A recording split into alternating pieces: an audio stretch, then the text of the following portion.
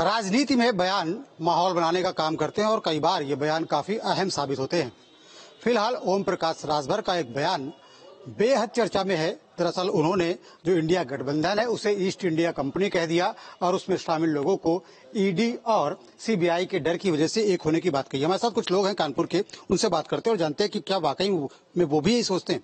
ये बताइए, जिस तरीके से उन्होंने ओपी राजभर ने ईस्ट इंडिया कंपनी कहा है इस पूरे गठबंधन को, क्या लगता है आपको? देखिए, पहली बात तो ये कि ओपी राजभर को उत्तर प्रदेश की जनता बिल्कुल गंभीरता से नहीं लेती है। आए बाएं साएं बोलते रहते हैं। वो योगी जी के खिलाफ भी बोले, भाजपा के खिलाफ भी बोले और फिर भाजपा की ही गोद में बैठ गए। और जहां तक इंडिया गठबंधन की बात है तो देश में लोकतांत्रिक प्रणाली को मजबूत करने के लिए तमाम विपक्षी दल एक मोर्चे पे आए हैं। इसी तरह भाजपा के पास तो उनसे भी ज्यादा दल हैं, लेकिन वो गली मोहल्ले के दल हैं। ये सब बड़े दल जो हैं वो इंडिया गठबंधन में शामिल हुए हैं, जहां बड़ी सरकारें हैं, बड़े प्रदेशों के जो मुख्य विपक्षी दल हैं वो सब आए हैं इंडिया गठबंधन में। मुझे लगता है कि ये 24 का चुनाव इंडिया गठबंधन के पक्ष में जाएगा और इससे बीजेपी और ये राजभर जैसे लोग बिलबिला रहे हैं।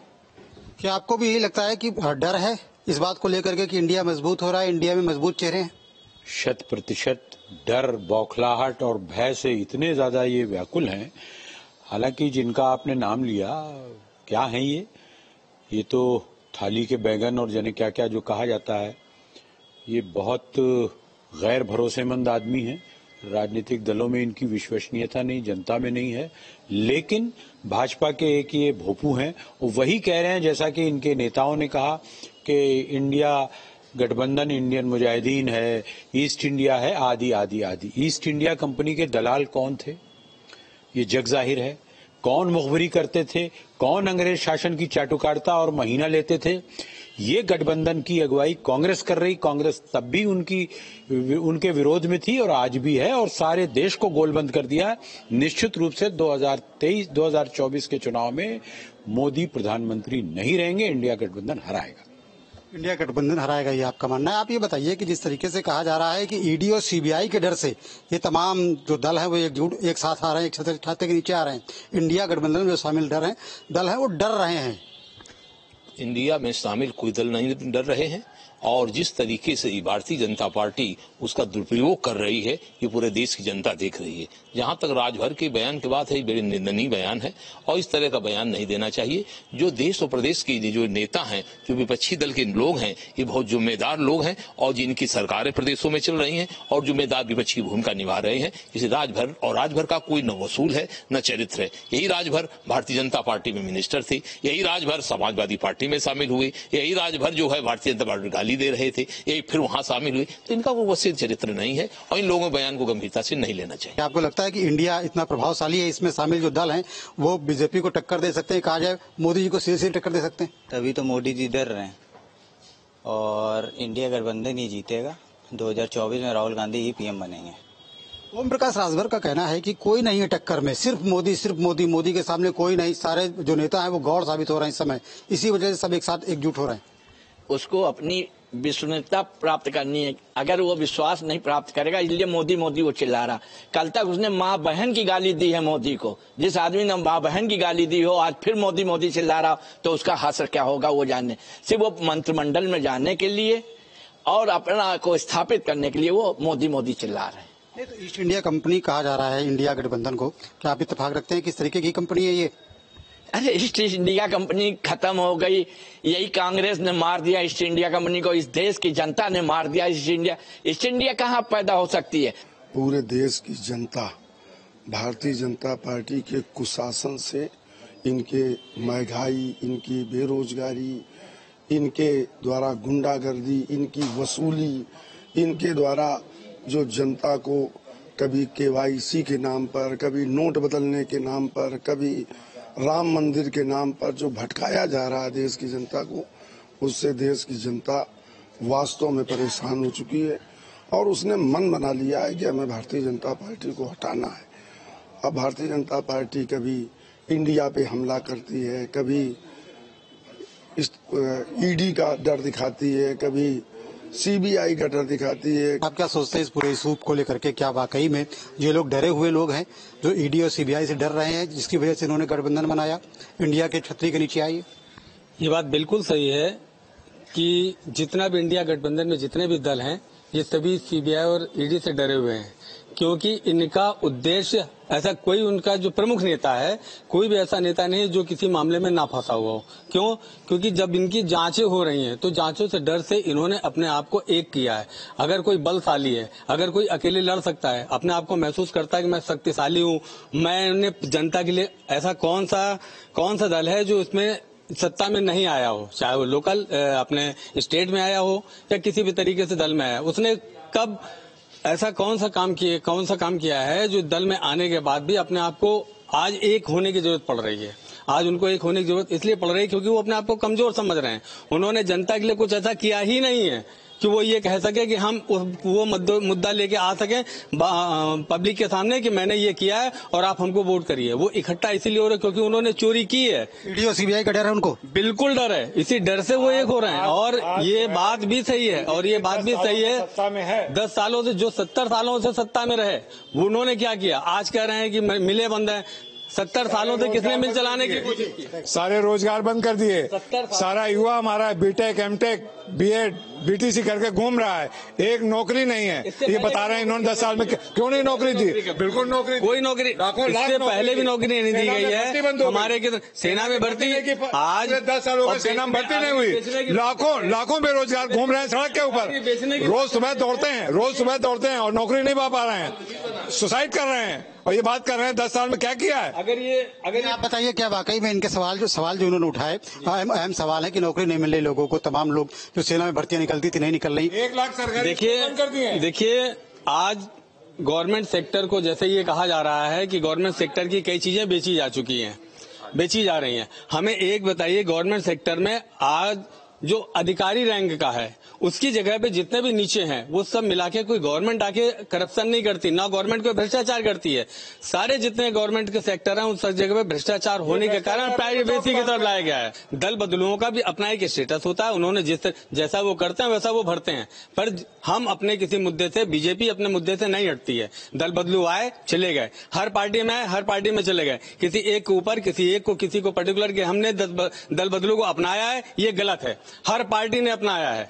ओम प्रकाश राजभर दल बदलू हैं, उनकी बातों को गंभीरता से नहीं लेना चाहिए। कानपुर के अधिकतर लोगों का यही कहना है, लेकिन फिर भी पक्ष विपक्ष में दोनों तरफ से तर्क दिए गए। कुछ लोग ये भी कह रहे हैं कि ओम प्रकाश राजभर का जो बयान है बिल्कुल बेबुनियाद है। वहीं तमाम लोग ऐसे भी हैं जो उनके बयान के पक्ष में खड़े हुए हैं और उनका कहना है कि वाकई में जो इंडिया गठबंधन है वो ईस्ट इंडिया कंपनी की तरीके ही है।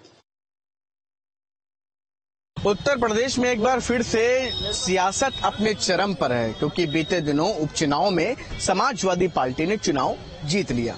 इस उपचुनाव को जीतने के बाद एक तरफ जहां समाजवादी पार्टी उत्साह से लबरेज है, तो वहीं इस चुनाव में ओम प्रकाश राजभर और दारा सिंह चौहान, जिनकी साख कहें दांव पर लगी थी, वो थोड़े से परेशान हैं। ऐसे में एक बार फिर से महिला आरक्षण, उपचुनाव, इन तमाम चुनावों को लेकर के कभी राजभर अपने तरीके से इंडिया को लेकर के बयान देते हैं, कभी अखिलेश यादव, कभी भारतीय जनता पार्टी। ऐसे में एक बार फिर आज राजभर का बयान सामने आया, और राजभर का बयान जब सामने आता है तो चर्चा गर्म हो जाती है। तो इस वक्त हम लोग मौजूद हैं राजधानी लखनऊ के हजरतगंज दारुल सफा के इलाके में, और इस चौराहे का सबसे पहले आप नजारा देखिए, माहौल देखिए कि हर समय ये जो पूरा माहौल है, ये यहाँ पर कह सकते हैं आप राजनीति और राजनीति से जुड़ी हुई चकल्लस, इन तमाम बातों पर अक्सर केंद्रित रहता है। तो यहाँ के लोग राजभर के बयान को कैसे देखते हैं, इंडिया पर दिए गए बयान को कैसे देखते हैं, इसी पर आज हम जानकारी लेने के लिए, लोगों की राय लेने के लिए उनके ही बीच में मौजूद हैं। तो आइए शुरू करते हैं इस चर्चा को। कह रहे ओम प्रकाश राजभर को जानते हैं? हाँ जानते, कहने उनको कौन उत्तर प्रदेश में नहीं जानता है। ओम प्रकाश राजभर तो वैसे वो महाशक्ति है, समझ लो। जिसको चाहे उसकी सरकार, जिसकी चाहे उसकी सरकार बनवा दे, जिसकी चाहे उसकी गिरवा दे, उनके बयान से तो यही होता है ना।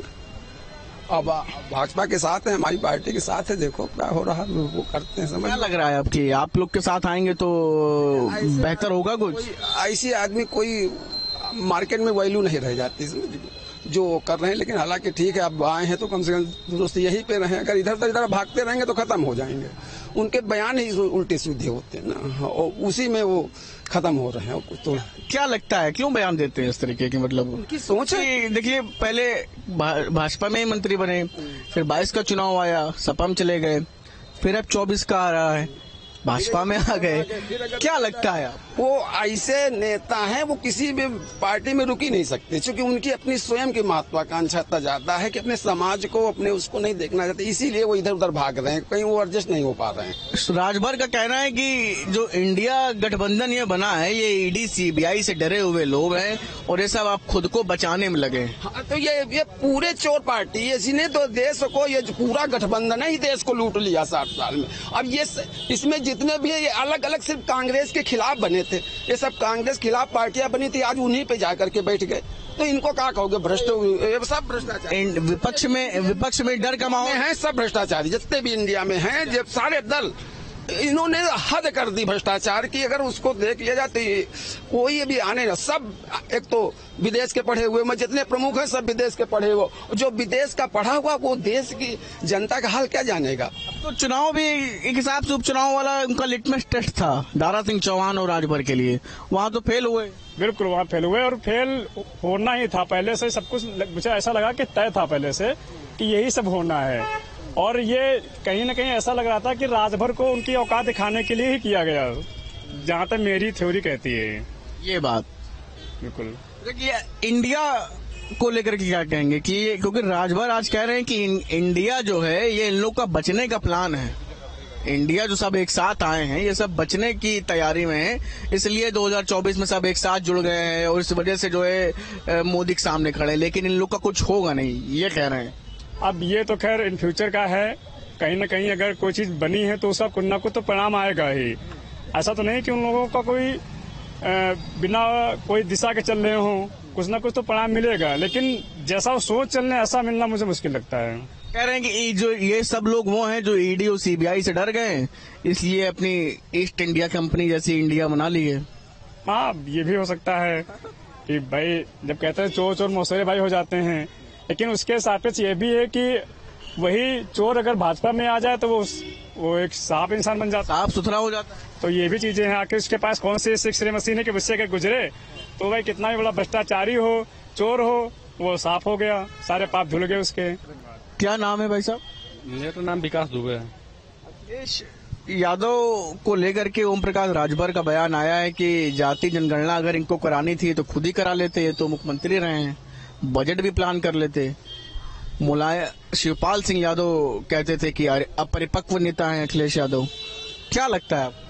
देखिए, अखिलेश यादव में परिपक्वता तो है, लेकिन वो अपने जो साम्राज्य है उसको बटोर कर नहीं रख पाते हैं, वो इधर उनका तितर बितर जोड़ के नहीं रख पाते हैं, और पूरा तितर बितर उनकी व्यवस्थाएं हो जाती हैं और उसको कहाँ पे किस तरीके से परोसना है उसको परोस नहीं पाते हैं। अब कह रहे हैं कि जो है पूरा इंडिया जो है साफ हो जाएगा और मोदी जी जीत जाएंगे, मोदी जी बिल्कुल राज करने वाले। मोदी जी तो जीतेंगे, 2024 तो उनके हाथ में ही है।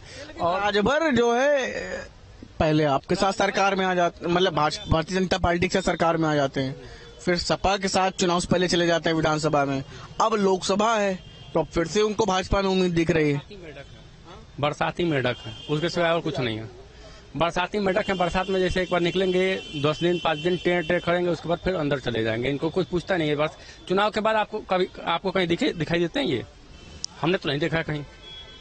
चुनाव जब आता है कहीं पे भी, अगर उपचुनाव हो उसमें आते हैं सिर्फ हंसने के लिए, ड्रामा जो होता है ना, बस वही है। कपिल शर्मा शो से थोड़ा अच्छा रिएक्शन है इनका, इनको देख के बच्चे हंसते हैं। घोसी चुनाव में जो वहाँ पे इनका भी जितना भी सभा हुआ है वहाँ पे सिर्फ बच्चे हंसते हैं और कोई मिलता ही नहीं है इनको सभा में बैठने के लिए।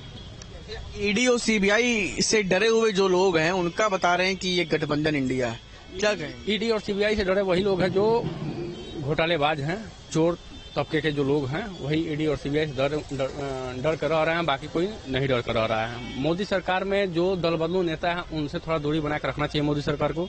2024 के बाद भी अगर आगे चुनाव जीतना है तो मोदी जी को भी इन लोगों से बचना चाहिए जो दल बदलू नेता है। बाकी मोदी सरकार अच्छी चल रही है। मोदी का कोई जवाब है? मतलब क्या जो तमाम राजनीतिक दल अपने अपने हिसाब से पैंतरे आजमा रहे हैं और आजमाएंगे भी, क्योंकि ऐसे से चुनाव करीब आएगा अपने अपने सभी राजनीतिक दल, लेकिन क्या लगता है आपको, इंडिया या जो एनडीए? नहीं, एनडीए। और एनडीए अभी जैसे अभी तो देखिए मेन चेहरा जो है मोदी जी का है, लेकिन मोदी जी का अपना चेहरा अगर अच्छे तरीके से साफ सुथरा रखना है तो जो दल बदलू नेता हैं उन लोगों से थोड़ी दूरी बनाकर रखनी पड़ेगी। क्या नाम है? आर्यन। आर्यन जी, राजभर, ओपी राजभर को जान रहे हैं। आज उनका बयान आया है कि जातिगत जनगणना अगर अखिलेश यादव को करानी थी तो वो खुद मुख्यमंत्री रहे हैं, वो करा लेते, उनके पास बजट था वो पास करा लेते। अब एक बार वो विधानसभा चुनाव में उत्तर प्रदेश की सरकार में मंत्री भी रहे हैं, विधानसभा चुनाव के आसपास सपा में चले गए, अब भाजपा में है। क्या लगता है उनकी इस तरह के बयानों को कैसे? नहीं, ठीक कर रहे हैं। मुझे लग रहा है कि जातिगत जनगणना करा लेनी चाहिए थी। अब इसमें वर्तमान में भाजपा की सरकार है तो भाजपा की सरकार भी करा लेनी चाहिए, और उस समय सपा की सरकार थी तो सपा की सरकार को भी करा लेनी चाहिए थी। ओपी राजभर ये भी कह रहे हैं कि इस बार जो इंडिया का जो गठबंधन बना, ये ईडी सीबीआई से डरे हुए लोग, ये ईस्ट इंडिया कंपनी है। तो ईडी सीबीआई से डरे हुए लोग हैं। हाँ, हो सकता है वो लोग ईडी सीबीआई डरे हो, तभी तो इंडिया का गठबंधन बना है। कुछ लोग ओपी राजभर के पक्ष में दिखे, कुछ लोगों ने अपनी अलग राय रखी। तो वहीं ओपी राजभर को लेकर के लोग ये जरूर कह रहे हैं कि वो बड़बोले हैं, जिसकी वजह से जो भी राजनीतिक दल रहे हैं उनको कहीं ना कहीं नुकसान झेलना पड़ा। वीडियो जर्नलिस्ट दीपक राणा के साथ शुभम पांडे, न्यूज स्टेट, लखनऊ।